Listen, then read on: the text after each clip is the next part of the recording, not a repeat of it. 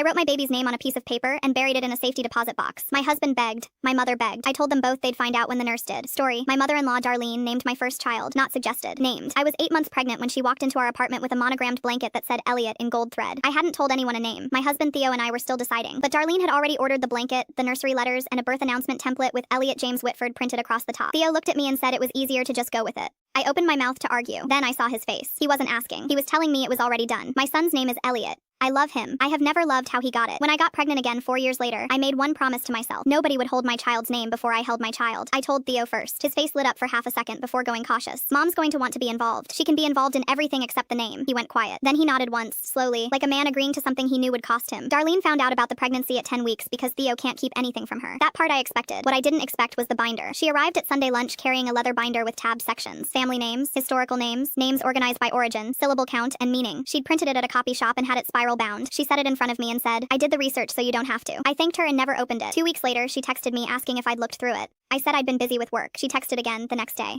And the next day. By week 16, she started calling Theo directly. He'd hang up and relay her suggestions like a hostage reading demands. She thinks Callum is strong. She likes Archer but worries about nicknames. She said we should avoid anything longer than 2 syllables because it won't fit on a jersey. I let him finish every time. Then I said, the name isn't up for discussion. At month 6, Darlene invited me to lunch alone. She ordered for both of us before I sat down. Then she pulled out her phone and showed me a custom needlepoint she'd already commissioned. It said Hollis Whitford inside a border of small blue stars. I haven't committed to the frame yet, she said. So if you want different colors, there's still time. I looked at the needlepoint. I looked at her. You should get a refund on that. Her smile didn't move, but her eyes changed. I'm trying to help you, Lenore. You're trying to decide for me. Again. She picked up her fork, cut into her salmon, and didn't speak for the rest of the meal. That night, Theo sat on the edge of our bed and said his mother called him crying. She says you humiliated her. She showed me a finished needlepoint with a name I never chose. He rubbed his face. She means well. She meant well with Elliot too. And I never got to name my own son. He stared at the floor for a long time. Then he said, "What do you need me to do? Hold the line with me." The next morning, he called Darlene and told her the name was between him and me, and she needed to stop. She didn't stop. She sent a card to our house addressed to baby Hollis. She bought a stocking with Hollis embroidered on the cup, even though Christmas was 5 months away. Each package I opened, I set aside without a word. Labor came at 2 in the morning on a Tuesday. Theo drove with both hands on the wheel, his jaw tight. In the parking lot, he turned to me. "I need to know, before we go in." I looked at him. This was the first time he'd asked directly since month 3. "Josephine?"